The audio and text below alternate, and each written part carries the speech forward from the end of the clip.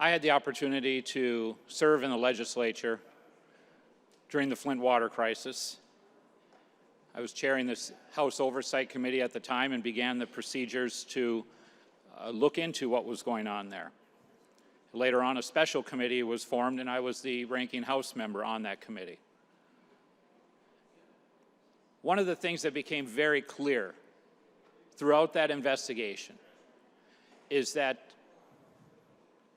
the citizens' voice was ignored repeatedly by the bureaucracy, and that there was not a proper avenue within the agency, the DEQ at the time, for that voice to be heard.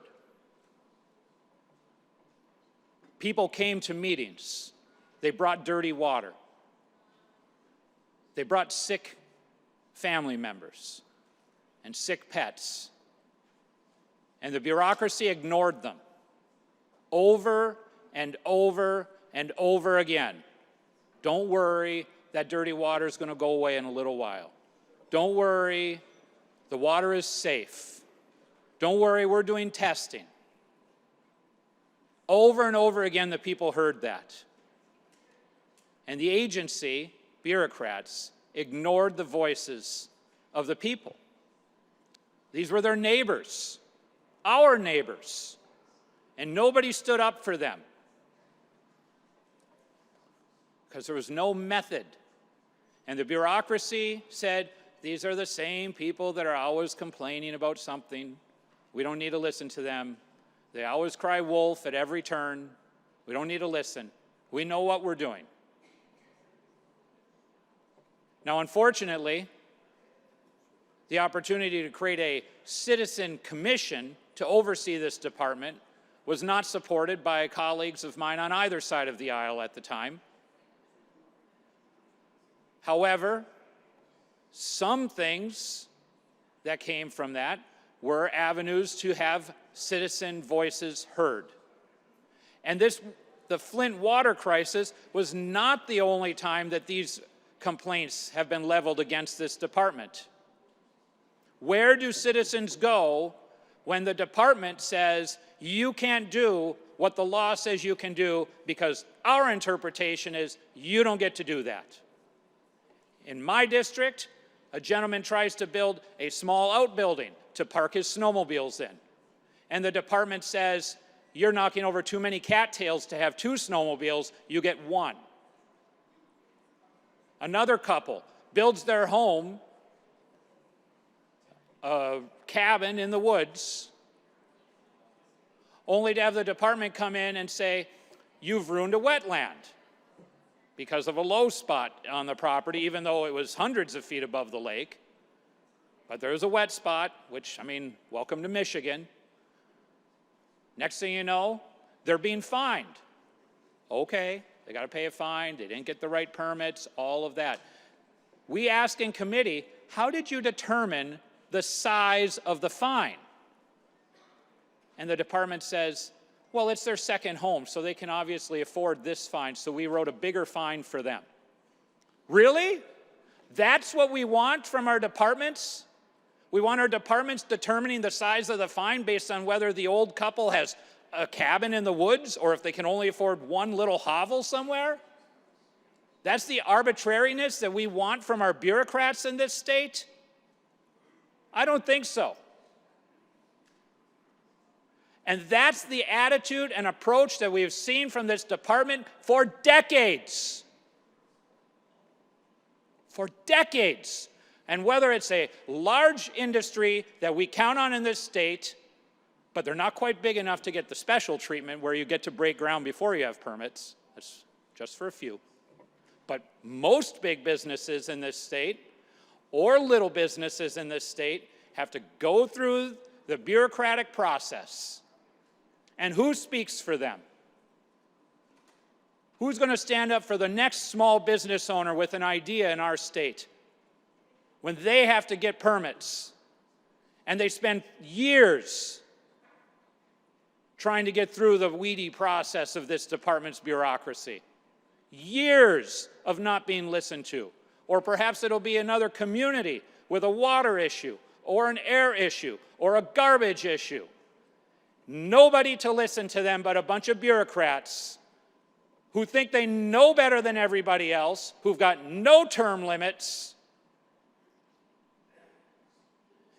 Away they go, doing their job, pushing paper. They get paid the same amount whether that business starts up or not. Just keep pushing the paper. Keep pushing the rules. No voice for the people, except us, because that's who they call. They call you, they call me, help me. And then what do we say? Well, unfortunately, we have to tell them some really intelligent legislators of the past, when they wrote this law, said, here, department, implement all the rules. Here, department, write whatever it takes to make this work, because we're too busy, or we don't know enough about it. We'll just defer to the experts. And that's why we get this drivel that tells us, well, if we don't give the department the ability to write the rules right now, the world might end before we have a chance to get it done legislatively. And yet that's exactly the point of this country and of this state, is that the voice of the people is in this room. We're supposed to write the policies. We're supposed to enforce the opportunity of our citizens to go after their own happiness, to pursue their property rights. And we abrogate that again and again into the rulemaking process. Here's our great idea. We should have clean air. Department, you do it. We don't have time for that. That's what we go through again and again. And that's why these commission panels were started. Those of us who are here for those debates remember that. We remember the story after story after story of citizens and communities and businesses trampled by this bureaucracy. No opportunity to have their issues litigated except to come and talk to their poor legislator who's trying to figure it out, and in the world of term limits is gone before the bureaucrat is. That's why we created these panels, to slow it down so that the people have a chance to know what's going on. And what do we have right now going on? We've got a department out of control going after butcher shops in this state. In the midst of all we learned from COVID, where how fragile our food supply is, tied up with these giant corporations, many of whom are not American-based, the citizens of the country were like, you know, I think I'd like to be able to just buy a cow and go over to my butcher shop. The grocery stores were like, oh, it'd be really nice if I could go to to Ed McBroom's farm or somebody else's farm, buy a couple of cows, take them to the area butcher shop that's licensed by USDA, get the beef done, and then put it on my shelves. Nope, not in Michigan. Can't do that in Michigan. And that's a whole nother issue. I won't go down that road right this second. But the people recognized we got a little bit of fragility here in our supply chains. And so what did people start doing? They started going directly to us. The amount of people who are coming to me these days saying, I need to buy a cow from you and I'll take it to the butcher, I'll get it processed, is astounding how much is going on. Butcher shops all over this state are slammed 6-month, 12-month backlogs. Your little local butcher shops.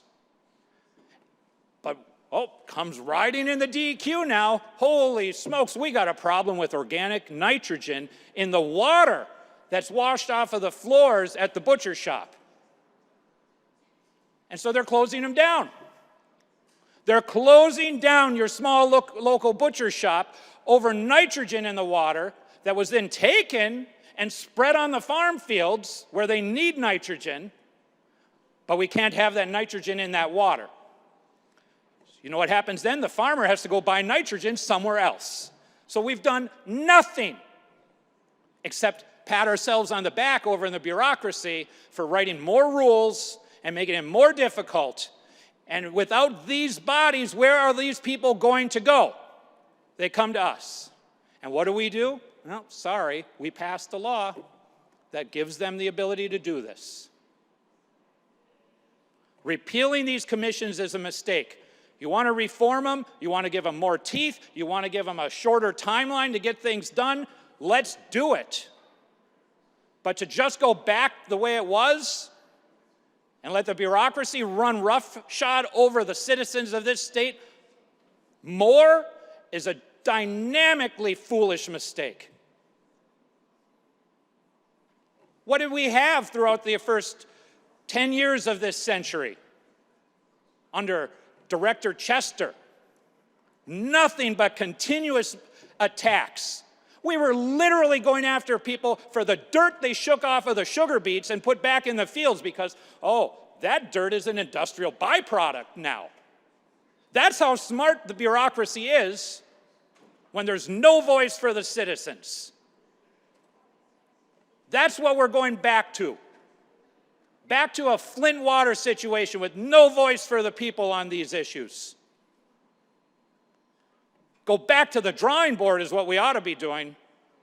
We ought to be expanding the voice of the people, creating a commission over this department.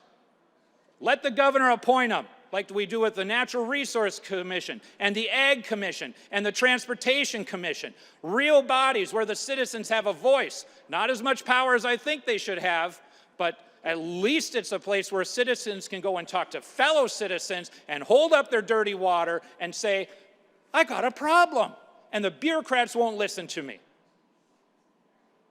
I recommend a no vote. Thank you, Mr. President.